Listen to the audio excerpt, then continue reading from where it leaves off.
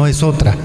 Y por eso el primer tema tiene que ser volver a Jesús, ¿verdad? Porque a veces nos llenamos de cosas, de actividades en la iglesia y que hay que hacer fotocopias, que hay que hacer muchas cosas y tal vez nos olvidamos de lo principal, que es Jesús, ¿verdad? Pero nos estamos encontrando que, ¿verdad?, que no miran las diapositivas. Entonces vamos a tener un problema ahí, ¿verdad? Porque entra mucha luz ahí.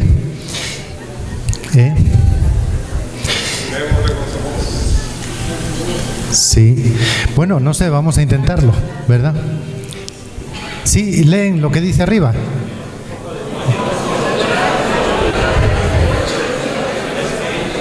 Encuentro misionero, Santa Cruz Verapaz, 22 y 23. Entonces sí lo leen. Lo que no ven es las fotos, pero bueno, yo se las explico. No, es que si lo pone ahí, ya probamos antes, padre. Si lo pone ahí, lo de abajo no se va a leer. Por eso lo pusimos para allá. Sí, tiene que verse lo de abajo y lo de arriba. Bueno, miren, les decía, venimos un grupito de la capital, de la parroquia San Antonio de Padua, zona 6, ¿verdad? Vamos a ponernos de pie los que venimos de San Antonio. Ahí está.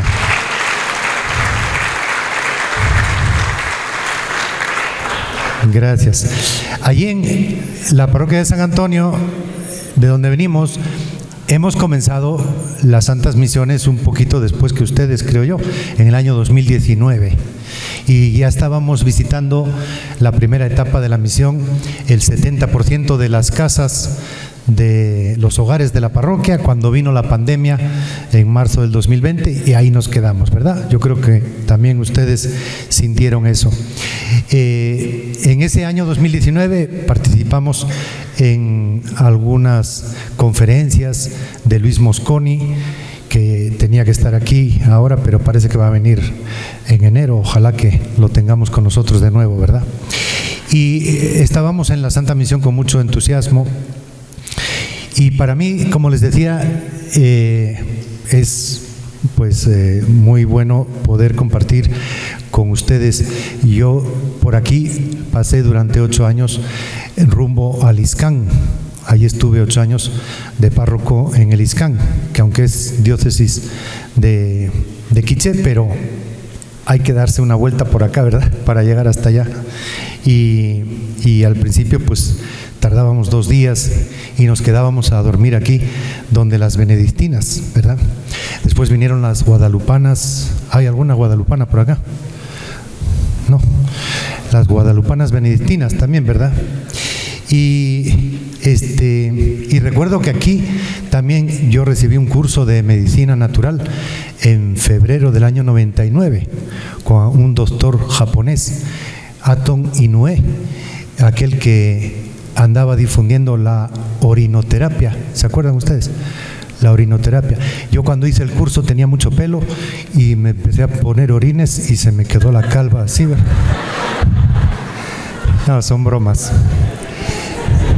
Pero aquí estuvimos en un curso en febrero del 99, solo que no estaba esto, creo yo.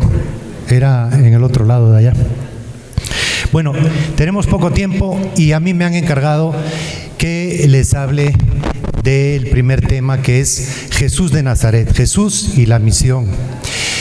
Hace 1 año y medio, en la Escuela Misionera Nacional, me pidieron también este tema, 2 temas, el tema 3 y 4 de este libro, ¿verdad?, que no sé si lo tienen ustedes, es el último libro del padre Luis Mosconi, Dar verdadero sentido a la vida, ¿verdad? Él tiene otros que tal vez conocen ustedes, ¿verdad? La vida es misión, hay otro azulito, y estos temas de cristología, el padre Luis Mosconi los va completando, perfeccionando cada vez, ¿verdad? Entonces, hace 1 año y medio me tocó dar este tema, 3 y 4 de este libro, que son los 2 temas de cristología. Cristología, yo creo que todos sabemos, es dentro de la teología lo que estudia a Jesús, ¿verdad? Y por eso tenemos que empezar siempre desde Jesús. Si empezamos con otros temas, sacramentos, catequesis, son buenos, son temas buenos, pero tal vez corremos el peligro de olvidarnos de por qué estamos aquí o por quién estamos aquí, ¿verdad? Entonces me toca hablar de Jesús, de un gran amigo que tengo yo y ustedes también, ¿verdad? Y por eso cuando uno habla de un gran amigo, o ustedes cuando hablan de su papá o su mamá, ¿verdad?, pues intentan decir lo mejor de él, extendiéndolas por acá. Yo lo que quería mostrarles ahí es lo que cambia él en este último libro, cuando habla de Jesús, lo que cambia de lo que decía antes. Es muy interesante. No es que Jesús cambie lo que dice, lo que hizo, no, ahí está en el Evangelio. Pero el nuevo modo de verlo del padre Luis Mosconi en este último libro es muy interesante, porque precisamente esta frase de abajo, que es nueva en las misiones, creo yo, antes no se hablaba tanto y ahora sí, se dice al estilo de Jesús. Por eso lo que hace el padre Luis Mosconi es en este último libro insistir en cuál es el estilo de Jesús, el modo, ¿verdad? En el primer libro, La vida es misión, el hilo conductor de todo el tema de Jesús era Jesús y su misión, ¿verdad? Todos yo creo que nos preparamos cuando fue la misión y era la misión de Jesús el centro del libro. En este último, el hilo conductor es Jesús y su vocación. Las dos cosas van unidas, la vocación y la misión. Pero en este se insiste más en la vocación de Jesús, no tanto en la misión, ¿verdad? En el primer libro estaba centrado en la acción que hacía Jesús, que iba a Cafarnaúm, que de ahí iba a otro pueblo, entraba en la sinagoga, salía a casa de Pedro. La acción de Jesús, ¿verdad?, es lo que estudiamos anteriormente.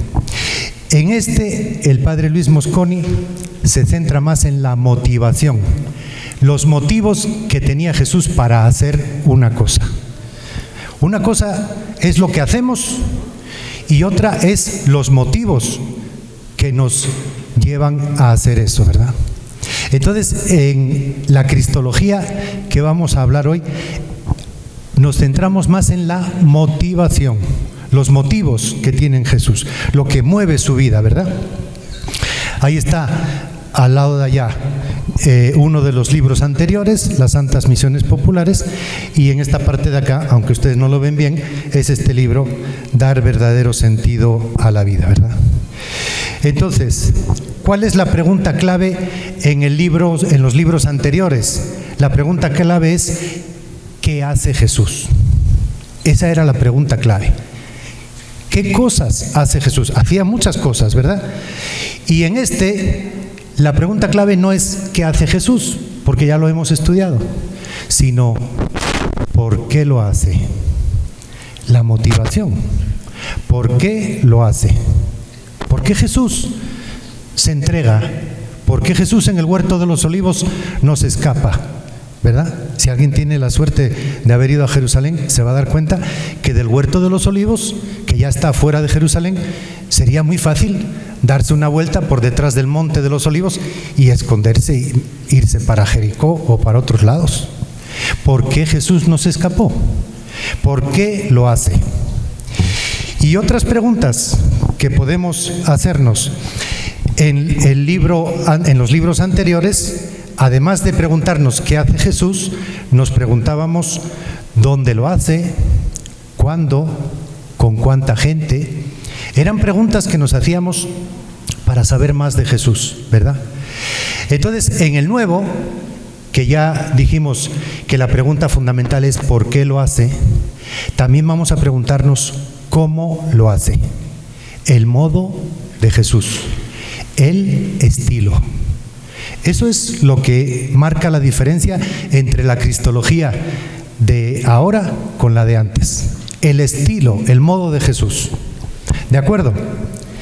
Y por último, el enfoque que tenía antes la cristología de Luis Mosconi era el propósito, el fin de la acción de Jesús. El fin de la acción de Jesús era curar un leproso, era curar un endemoniado, expulsar demonios, era predicar, ¿verdad? Eso era lo importante en los temas de cristología anteriores, el propósito, el fin de la acción. En este nuevo, el enfoque no es tanto el propósito, sino el impulso, el origen de la acción, ¿verdad? El origen de la acción. ¿Qué es lo que motiva a Jesús? ¿Dónde están sus baterías? ¿Dónde están sus pilas, verdad? Por eso, no sé si se ve ahí bien, en los temas anteriores de estos libros del padre Luis Mosconi, nos fijábamos, por poner un ejemplo, en qué partes del cuerpo de Jesús: en los pies, en las manos, qué es, a dónde caminaba, qué hacía con las manos, ¿verdad? Esto era lo importante, el hacer, el hacer. Pero ahora el padre Luis Mosconi quiere que nos centremos no tanto en lo que hace, sino por qué lo hace. Y cuando queremos saber por qué una persona hace las cosas, le miramos no a las manos ni a los pies, sino a los ojos y al corazón. Y por eso la cristología del padre Luis Mosconi en esta nueva etapa es fijarnos en sus ojos y en su corazón. Vamos entonces a seguir. Entonces, ¿por qué empezamos por este tema de Jesús?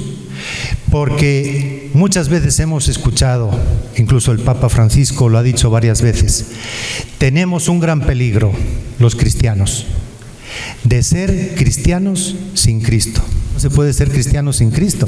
Por eso es tan importante volver, ¿verdad?, a Jesús.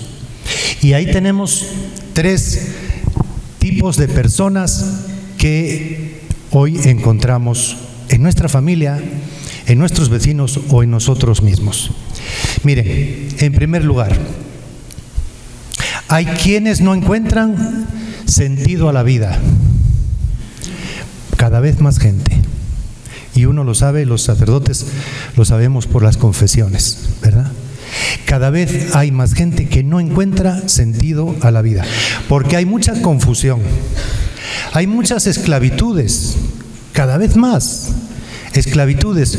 Uno en las confesiones, el otro día en la reunión de decanato, nosotros ahí en la zona 6, decíamos, en las confesiones ahora casi más del 50% de lo que se habla tiene que ver con internet, con la pornografía, con esclavitudes, de problemas que hay en el matrimonio y de los padres con los hijos por las redes sociales. Todo eso son esclavitudes. Hasta ahora solamente pensábamos que la esclavitud era lo que ocurrió hace tiempo, cuando había esclavitud, o lo que hay hoy todavía con la trata de personas, que es la nueva esclavitud. O pensábamos que la esclavitud es esa desgracia tan grande que tenemos con el alcoholismo, con las drogas. ¿Son esclavitudes o no? No les escucho bien. ¿Son esclavitudes eso? Bueno, pues ahora hay mucha gente que está esclava de muchas cosas nuevas que vienen por medio del internet. Y cuando alguien vive sin sentido de la vida, piensa en el suicidio. Aquí les hemos puesto, nosotros cuando ustedes llegan a la capital, pasan el puente de Belice, después de pasar el puente de Belice está nuestra parroquia, ¿verdad?, el barrio San Antonio, y aquí está el puente de Belice.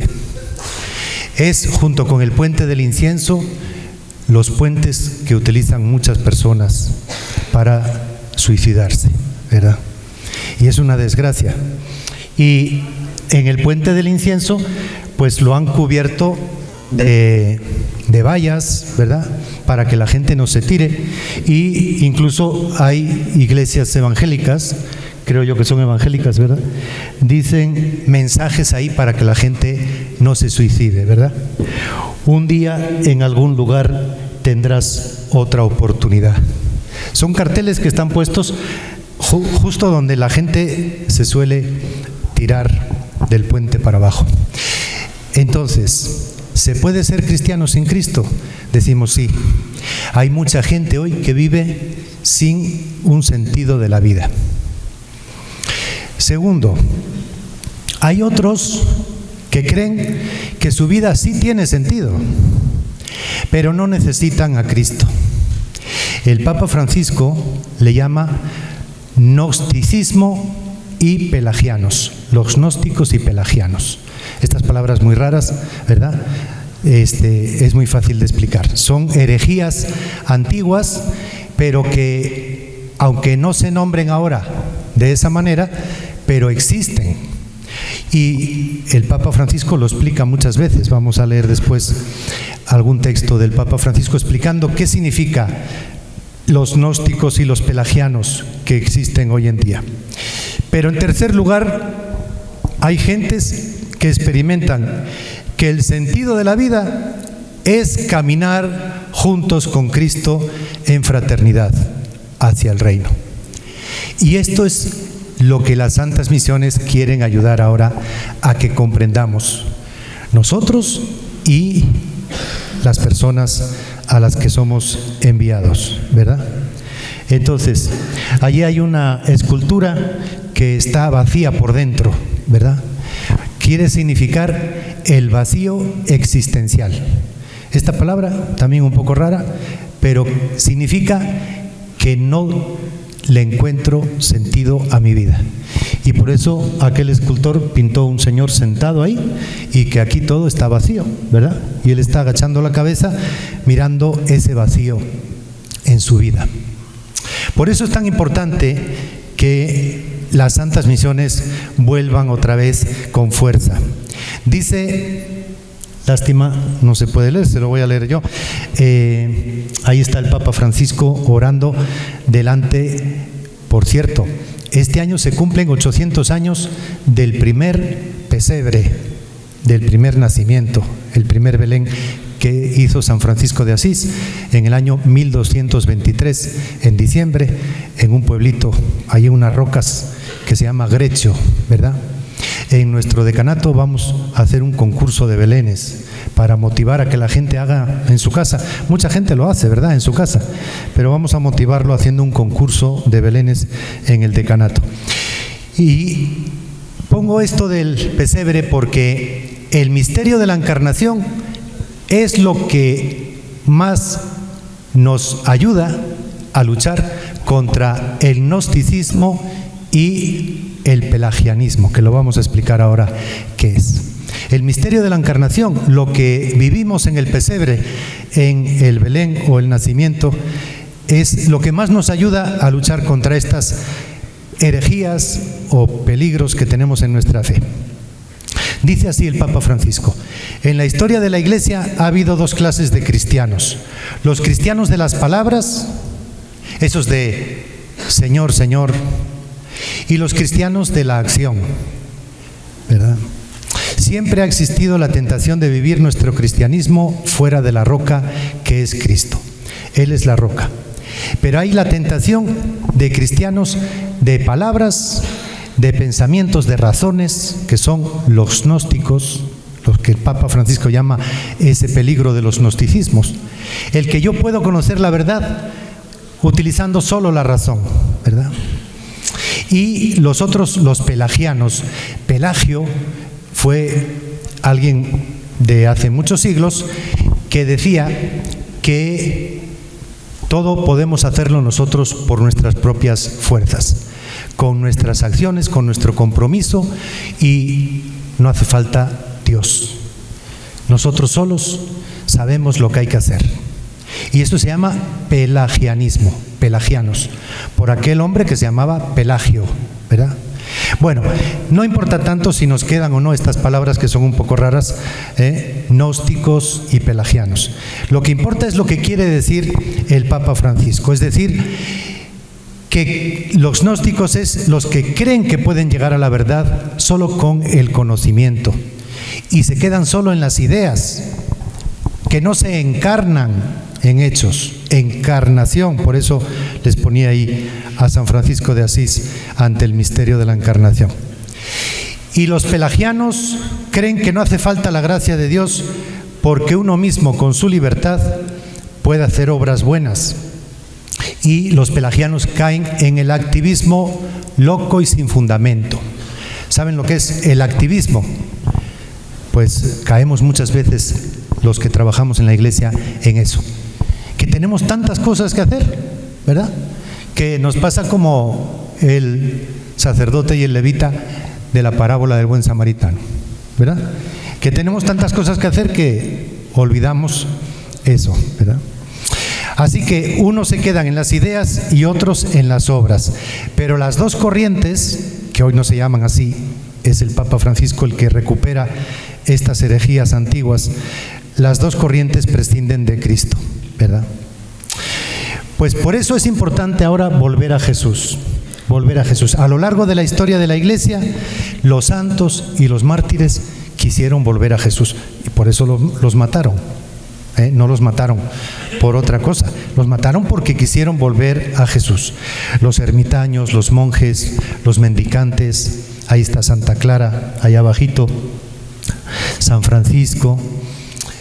Y por ponerles dos ejemplos recientes, San Alberto Hurtado, un santo en Chile, ahí está, no se le ve muy bien la cara, ahí arriba. Dice él: ser Cristo, he aquí todo mi problema. La razón de ser de la creación.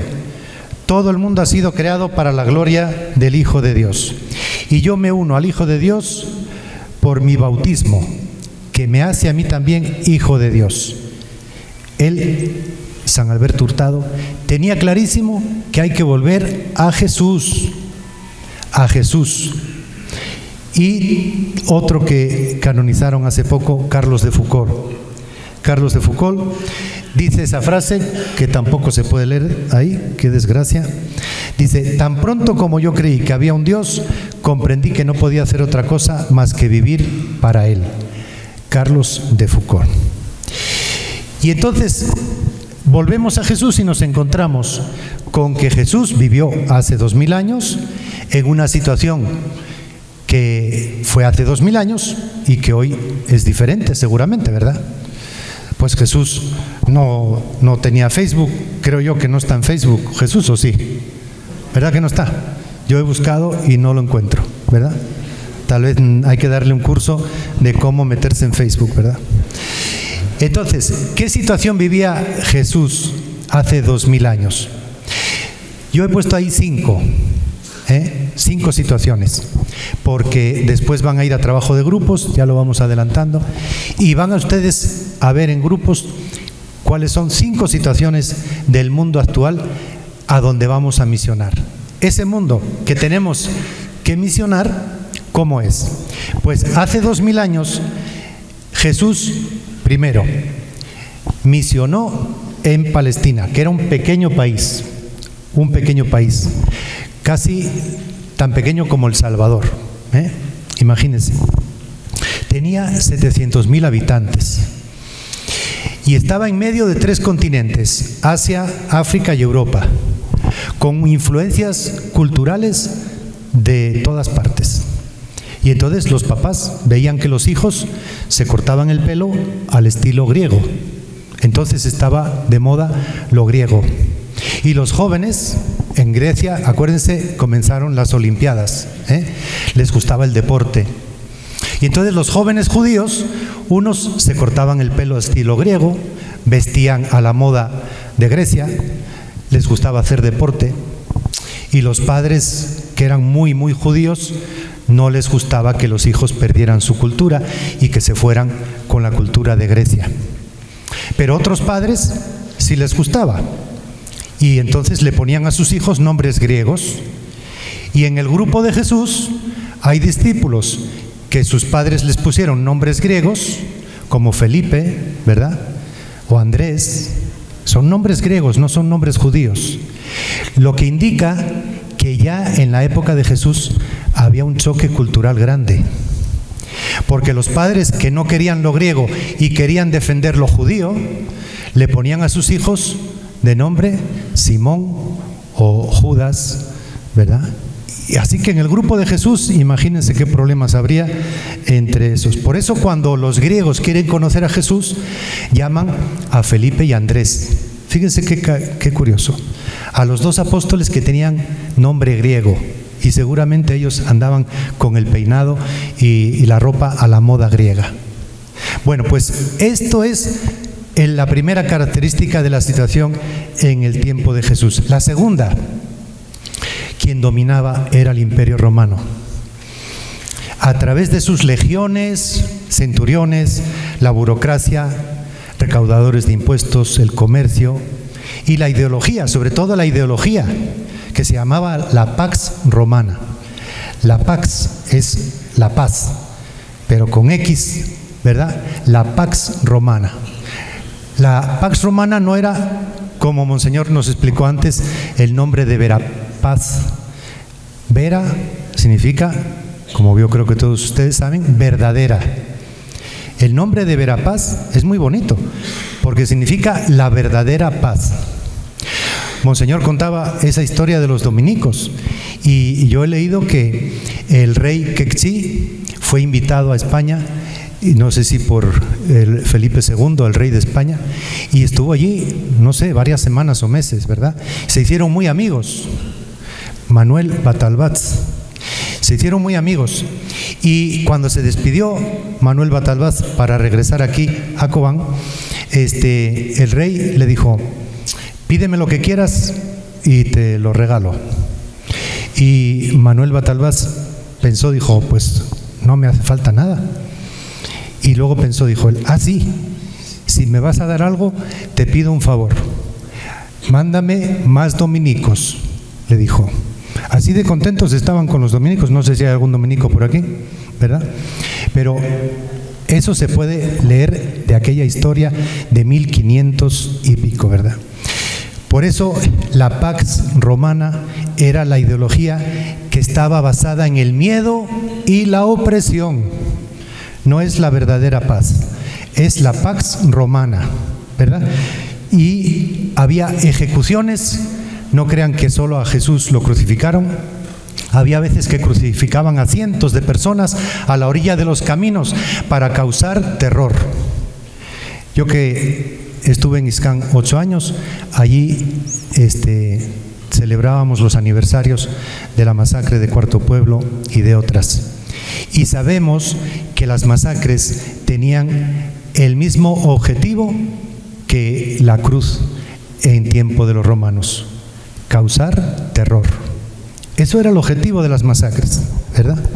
Y anteayer estuvimos en Zacapulas celebrando con un migrante de los que quemaron en Ciudad Juárez, ¿verdad? Que al principio salieron en la lista de los fallecidos y días después las autoridades pidieron disculpas porque estaban en coma, estaban como muertos en el hospital. Y 2 muchachos de Zacapulas consiguieron vivir, pero les habían informado a los papás que habían muerto, ¿verdad? El miércoles tuvimos una misa de acción de gracias. El muchacho que supuestamente estaba muerto estaba viendo la misa por el Facebook desde Florida, ¿verdad? ¿Y qué buscan estos incendios como el de Ciudad Juárez o las masacres de migrantes que hay en Tamaulipas? Buscan causar terror y detener la migración, ¿verdad? Y en tiempo de los romanos, eso también querían las ejecuciones con la cruz, el causar terror. Tercer rasgo de la situación en tiempo de Jesús: la justicia estaba con los poderosos. Había una justicia corrupta, había títeres del poder. Sabemos lo que son títeres, ¿verdad? Marionetas, muñequitos que lo mueve otra persona. Los magistrados que había en tiempo de Jesús eran títeres del poder, igual que Herodes y el Sanedrín, los sumos sacerdotes, los jueces. Todo era una corrupción grande en tiempo de Jesús. No como ahora, ¿verdad? No como ahora. Entonces, a eso les toca a ustedes después en el trabajo de grupos, ¿verdad? Pero este es el tercer rasgo. El cuarto rasgo es que la mayoría de la población era pobre. Este cuarto rasgo es la economía. Había muchas enfermedades y epidemias que dejaban a las familias en la pobreza. Lo vemos en el Evangelio. ¿Cuántos leprosos había, verdad? Los impuestos se llevaban más de la mitad de la producción de un campesino. Dice Pagola, un autor, un teólogo, en un libro muy bonito que se puede conseguir de internet ya, ¿verdad? Gratis. Dice Pagola que de los impuestos que un campesino pagaba en tiempo de Jesús, tenía que pagar a el César, ¿verdad? Tenía que pagar al templo, tenía que pagar a Herodes. Y con todos esos impuestos, la cosecha, lo que uno cosechaba, se le quedaba menos de la mitad. Todo lo demás se iba para impuestos. Entonces había mucha pobreza. Y por último, la religión. El quinto rasgo que tenemos ahí debajo y que ustedes no pueden ver es la religión. Tenía muchos mandamientos y prohibiciones. Los sacerdotes no salían del templo, ahí estaban en el templo todos los días. O sea que lo de iglesia en salida, nada, ¿verdad? Movimientos de resistencia había. Había bautistas como Juan el Bautista, los celotes, que eran como guerrilleros, los esenios, que eran como monjes que se retiraban al desierto. Había muchos movimientos religiosos de resistencia, pero Jesús no se metió en ninguno de ellos. Él decidió ir por otro camino. Su misión fue diferente, ¿verdad? Más cercana a lo que hacían lo que se llamaban los pobres de Yahvé, como la Virgen María. Gente sencilla y humilde que estaba esperando al Mesías y se preparaban desde lo profundo de su corazón, con la conversión, con la sencillez, con la austeridad. Eran gente humilde que esperaban la liberación. Pues entonces, ya visto estos rasgos de la situación del mundo en el que vivió Jesús, vamos a pasar a rasgos o textos del Evangelio que nos hablan no tanto de lo que hizo Jesús, sino de por qué lo hizo. Cuando unos querían seguir a Jesús, por ejemplo, se fijaban en que Jesús predicaba. Bueno, pues entonces viene la orden de los dominicos e intentan seguir a Jesús que predicaba, ¿verdad? Cuando uno se fija que Jesús estaba con los niños, dejen que los niños se acerquen a mí, pues surgen en la iglesia los salesianos y otras congregaciones que quieren seguir a Jesús en eso, ¿verdad? Carlos de Foucault se fijó en los años de Nazaret, de los que el Evangelio no dice nada, lo que llamamos la vida oculta de Jesús. Y entonces ahí están los hermanitos de Jesús, los hermanitos del Evangelio, queriendo seguir a Jesús en una parte de lo que hacía, ¿verdad? Gracias a Dios en la iglesia tenemos pues muchas carismas, espiritualidades, movimientos, congregaciones que quieren seguir a Jesús en algo de lo que hacía. Hasta incluso cuando hacía milagros y curaba enfermos. Tenemos en la iglesia los hermanos de San Juan de Dios, la orden de los Camilos, ¿verdad? Bueno, entonces, ¿qué nos vamos a fijar ahora? No en esas cosas de lo que Jesús hace, sino por qué lo hace. Y el primer texto es cuando Jesús se pierde en el templo. Ahí lo vemos, no sé si lo ven ustedes, un niño sentado con los doctores de la ley en el templo. ¿Se acuerdan? El capítulo 2 de Lucas, ¿verdad? ¿Por qué nos fijamos aquí? Porque aquí este texto nos habla de por qué Jesús hace las cosas, ¿verdad? Él fue en todo igual a nosotros menos en el pecado, dice Hebreos 4:15. Así que lo podemos imaginar en los primeros años con su madre María en un hogar pobre. Y luego con sus amigos en Nazaret. Jesús de niño tuvo amigos seguramente, ¿verdad? En los caminos, lo imaginamos, en la escuela de la sinagoga, trabajando con su padre José. o trabajando ya con 15, 16 años, lo que hacía un joven judío de Nazaret era ir a trabajar de jornalero en algunas fincas, ¿verdad? Bajar a la costa sur. Pues eso hacía Jesús, y conoció las injusticias en los bajos salarios. Después lo habla él en las parábolas. Y el numeroso grupo de mendigos y enfermos que había por los caminos, eso sale en el Evangelio. Podemos imaginarnos que visitaba a sus abuelos. No sale en el Evangelio, pero seguro que Jesús fue a visitar a sus abuelos, ¿verdad? ¿Cómo se llamaban sus abuelos? Joaquín y Ana. Y entonces peregrinaba a Jerusalén caminando 4 días desde Nazaret. 4 días. Siempre estaba en búsqueda. Oigan bien, desde niño Jesús estaba en búsqueda, haciendo preguntas. Y ahí está en el templo. Y aquí cuenta Jesús por qué lo hace. Responde a sus padres: debo de ocuparme de los asuntos de mi Padre. Es decir, su razón de vivir, su existencia, es Dios, y lo llama Padre. Si seguimos con otros textos del Evangelio, aquí tenemos: debo de ocuparme de los asuntos de mi Padre. Pero también tenemos cuando el bautismo es otro momento importante. Este es mi Hijo amado, escúchenlo. O cuando está en la sinagoga de Nazaret, él ahí está diciendo también por qué lo hace, por qué su misión. El Espíritu del Señor está sobre mí, Él me ha ungido, ¿verdad?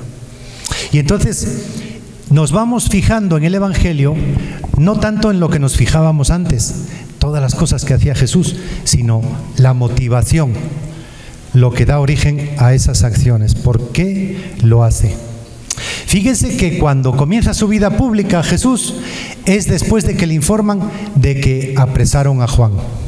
En el Evangelio de Marcos dice: después de que llevaron preso a Juan, Jesús empezó a predicar el reino de Dios. Empezó su misión cuando vio la persecución. Y esto es muy importante porque nos habla de que Jesús era consciente desde el primer momento de que lo perseguían, ¿verdad? Entonces él, cuando meten preso a Juan, dice: el plazo se ha cumplido, el reino de Dios está llegando. ¿Qué cosa? Cuando más peligro hay es cuando Jesús dice que el reino de Dios está llegando, ¿verdad? Entonces nos estamos fijando en las motivaciones. Y en las bienaventuranzas también dice Jesús: el reino está unido a la razón de vivir, la felicidad. Entonces, los motivos que tenemos para vivir, para no tener ese vacío existencial, mucha confusión decíamos que hay hoy, la gente no sabe el motivo para vivir. Pues Jesús decía: ser felices. Lo repite en las bienaventuranzas, 8 bienaventuranzas, donde Jesús, dice Luis Mosconi, Jesús hablaba de felicidad, de plena realización del sentido de la vida. Las bienaventuranzas explican el sentido de la vida para Jesús. Y tenemos ahí Getsemaní. Qué lástima que no se ve nada de las fotos ni nada. Dice el padre Mosconi: en el huerto de Getsemaní, en profunda intimidad con la voluntad del Padre, Jesús renovó su compromiso de fidelidad y entrega total. Esto es muy importante y se nos olvida muchas veces en nuestras predicaciones. A veces predicamos como que Jesús predicaba el amor y el reino de Dios en un terreno neutral. Y se nos olvida que Jesús predicaba el reino teniendo de enemigos el antirreino. Porque Jesús tenía enemigos, ¿o no? Y cuando manda a sus discípulos a la misión, oigan bien, cuando vayamos a la misión, no se nos olvide que Jesús dice: les mando como corderos en medio de lobos. Y muchas veces en nuestras predicaciones se nos olvida que además de haber un reino, hay un antirreino y hay enemigos, y por eso tenemos que estar preparados. Jesús no murió de viejito. Jesús no murió de COVID o murió de COVID. ¿Verdad que no? ¿De dengue? Tampoco. ¿De qué murió Jesús? Lo mataron. Y esto se nos olvida muchas veces, porque tenemos la cruz ya como un objeto litúrgico y nos da devoción y adoramos la cruz el Viernes Santo. Y se nos olvida que fue un instrumento de tortura, que fue un crimen. Y eso es lo que está en el origen de nuestra fe. En el origen de nuestra fe está un crimen contra un inocente que por primera vez en la historia se dieron cuenta sus amigos que ese era hijo de Dios. La primera vez en la historia que se dieron cuenta que la víctima era hijo de Dios. Y el primero que se dio cuenta no fueron los amigos de Jesús, sino el centurión romano, ¿verdad? Esto es muy importante, reino y antirreino. No prediquemos a Jesús como que qué bonito predicar del amor. Si Jesús solamente hubiera predicado del amor, yo les pregunto, ¿lo hubieran matado? ¿Ustedes creen que lo hubieran matado? ¿Le molestaba a Poncio Pilato que hubiera un loco por ahí predicando ámense unos a otros? ¿Por qué mataron a Jesús? Vamos a verlo ahora. Vamos a verlo, porque la muerte de Jesús y la misión, porque me queda ya nada, ya me pasé de algunos minutos, creo. No. La muerte de Jesús, ¿qué tiene que ver con la misión? ¿Qué tiene que ver? ¿Será que a Jesús lo agarraron de sorpresa? Después de la última cena, de sorpresa agarraron a Jesús. Si Jesús sabía de hacía tiempo que lo estaban persiguiendo y que lo querían matar, no lo agarraron de sorpresa. Desde que era niño, ¿acaso no tuvieron que huir de Belén porque Herodes quería matar al niño? O sea que desde que era niño Jesús tenía claro que lo estaban persiguiendo. Y ya cuando era grande, le dicen en el Evangelio de Lucas, capítulo 13, le dicen, vete de aquí porque Herodes quiere matarte. No es el Herodes de cuando él era niño, ¿verdad? Que era Herodes el Grande. Ya saben que hay 3 Herodes con el mismo nombre, pero son familia, a cual peor, ¿verdad? A cual peor. Pero en Lucas 13 le dicen a Jesús, vete de aquí porque Herodes quiere matarte. ¿Cuántos compañeros, compatriotas nuestros hay refugiados en otros países? Porque aquí quieren matarles el crimen organizado, las maras y otros, ¿verdad? Entonces, cada vez más la gente huye. Yo trabajo con la Red Jesuita con Migrantes y sabemos que la gente huye ya no solamente por ganar más dólares, sino porque están huyendo para sobrevivir. Y mucha de la gente que vemos pasar por la ciudad de Guatemala, que están así los semáforos llenos de familias venezolanas. Nosotros allí en una casa que tenemos en la 11 Avenida, la casa Mirnamac, todos los días tenemos 30, 50 familias venezolanas con sus niños, ¿verdad? Hoy día no es tanto la migración de ganar unos dólares de más, sino de sobrevivir, ¿verdad? Y entonces Jesús podía haber huido también, porque cuando a él le dicen, huye de aquí porque Herodes quiere matarte, él dice una frase muy bonita. Dice, tengo que seguir caminando hoy, mañana y pasado mañana. Que es lo que nos dicen los migrantes que pasan por la 11 Avenida, ¿verdad? Por nuestra casa. Tenemos que seguir caminando. Denos un poquito de comida y queremos llegar a la frontera, ¿verdad? Y Jesús dice lo mismo. Pero en Getsemaní, Jesús pudo haber huido y no huyó.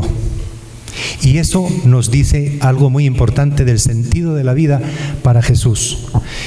Y es que hay que distinguir 2 cosas. Y estoy terminando ya con esto. ¿Por qué matan a Jesús y por qué muere? No es lo mismo. Uno es por qué lo matan, ¿verdad? Lástima las fotos porque aquí está un romano con el martillo clavándole los clavos a Jesús. No se mira muy bien, pero aquí está por qué lo matan. Y aquí está Jesús cargando con la cruz, camino del Calvario. Y agarra bien la cruz. Y esto es ¿por qué muere? ¿Qué sentido le da Jesús a su muerte? Esto es lo que nos interesa en este curso de Cristología. ¿Por qué lo matan? Ya lo sabemos. Hay sobre todo dos razones, ¿verdad? Lo vemos en el Evangelio. Unas son acusaciones religiosas y otras acusaciones políticas. Las religiosas, ¿cuáles son? ¿Qué le dicen? Le dicen los que lo acusan: él ha dicho que va a destruir el templo. Es una causa religiosa, no es política. Que va a destruir el templo. Él ha dicho que es hijo de Dios, dicen a Caifás, ¿verdad? Entonces, ¿por qué matan a Jesús? Por causas religiosas, pero también por causas políticas. Acuérdense que le dicen a Poncio Pilato: este hombre tienes que crucificarlo porque es un alborotador, alborota al pueblo. Segunda cosa, este hombre ha dicho que no hay que pagar impuestos al César. Mentira, ¿verdad? Él lo único que dijo es aquello de la moneda, ¿verdad? Denle a Dios lo que es de Dios y al César lo que es del César. Pero lo acusan de que es un alborotador que pide que no se paguen impuestos. Y por último, otra causa política: él ha dicho que es rey de los judíos. Y ser rey es una cosa política, ¿verdad? Entonces, ¿por qué matan a Jesús? Por causas religiosas y por causas políticas. Pero lo que nos interesa a nosotros en esta escuela, en este retiro para la misión, retomar de nuevo la misión, es por qué muere. No solo por qué lo matan, sino por qué muere. ¿Qué sentido le da Jesús a su muerte? ¿Y dónde podemos ver eso? ¿Dónde podemos saber qué sentido le da Jesús a su muerte? ¿Dónde creen ustedes? ¿En dónde? En la resurrección. Pero antes de que mataran a Jesús, Él ya está hablando de por qué va a morir. En la última cena. Todo lo que dice Jesús en la última cena es por qué muere. Y lo repetimos en cada misa y no nos damos cuenta de lo que estamos diciendo o lo que está diciendo el sacerdote, y nosotros estamos hincados de rodillas porque son palabras mismas de Jesús. Son las palabras donde Jesús está diciendo cuál es el sentido de su vida, ¿verdad? Este es mi cuerpo que será entregado por ustedes. Por eso muere Jesús. Otra cosa es por qué lo matan, o las mentiras que diga el pueblo: crucifícalo, crucifícalo, este hombre dijo esto, dijo lo otro, ¿verdad? Eso es por qué lo matan. Pero ¿por qué muere? Él lo dice en la última cena, ¿verdad? Mi sangre será derramada por ustedes y por muchos o por todos. No vamos a entrar en esa historia, ¿verdad? De si muchos o todos, ¿verdad? Pero Él explica en esas palabras por qué muere: para el perdón de los pecados, para una nueva alianza. Por amor a nosotros, Jesús muere en la cruz. Y esto es muy importante, saber que hay un antirreino. Y por eso terminamos. ¿Qué tiene que ver la resurrección y la misión? Porque la resurrección es recuperar la alegría de vivir, dando razones para entregar la vida. Cuando uno encuentra la alegría de vivir y tiene razones para seguir viviendo, es que está viviendo como resucitado. Eso es. Y eso lo explica muy bien en este libro el padre Luis Mosconi, ¿verdad? En Dar verdadero sentido a la vida, página 148. O sea, miren, hermanos y hermanas, en la vida hay momentos que nos suceden cosas terribles, desgracias, y a veces una tras otra, y a veces en una semana ocurren varias cosas terribles. Bueno, pues esas cosas pueden dañar nuestro sentido de la vida, pero se puede volver a recuperar. Se puede volver a recuperar.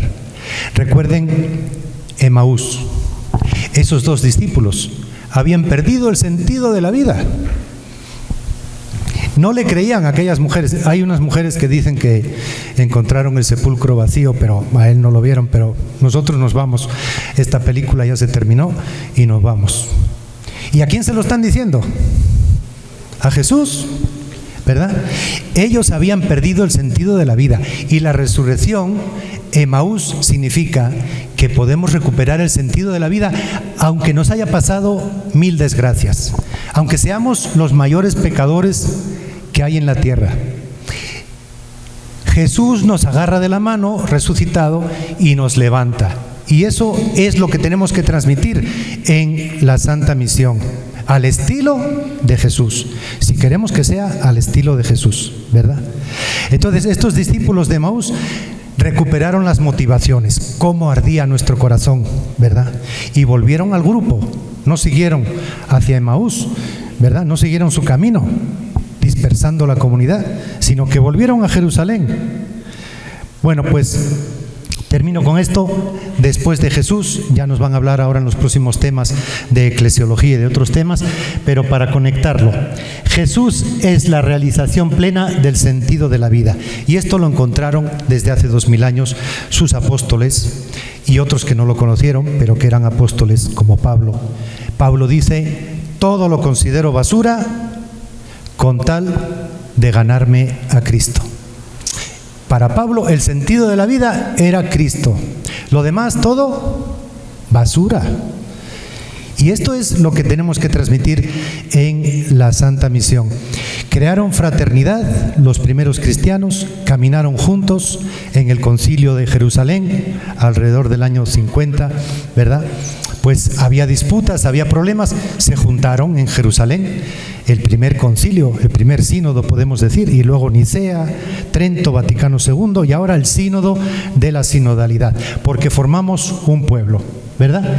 Ahí están ejemplos de mártires y santos. Aquí, gracias a Dios, en Guatemala tenemos en los últimos años nuestros beatos mártires que siguieron a Jesús y dieron sentido a su vida. Los que comparten el mismo sentido de la vida se unen y confraternizan, y por eso las santas misiones populares tienen que seguir este mismo camino.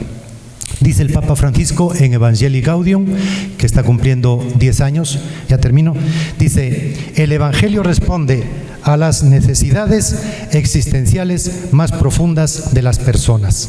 Oigan bien, esta frase yo creo que deberíamos de ponerla en nuestros templos, porque es lo que da razón de la necesidad de la Santa Misión. El Evangelio responde a las necesidades existenciales más profundas de las personas. El número 265 de Evangelii Gaudium. Y con esto lo dejamos, pero solamente para el trabajo de grupos vuelvo a ponerles esta de la situación en tiempo de Jesús, porque ahora creo que Vicky o no sé quién va a explicar qué vamos a hacer en el trabajo de grupos. Muchas gracias. Muy bien, muchas gracias.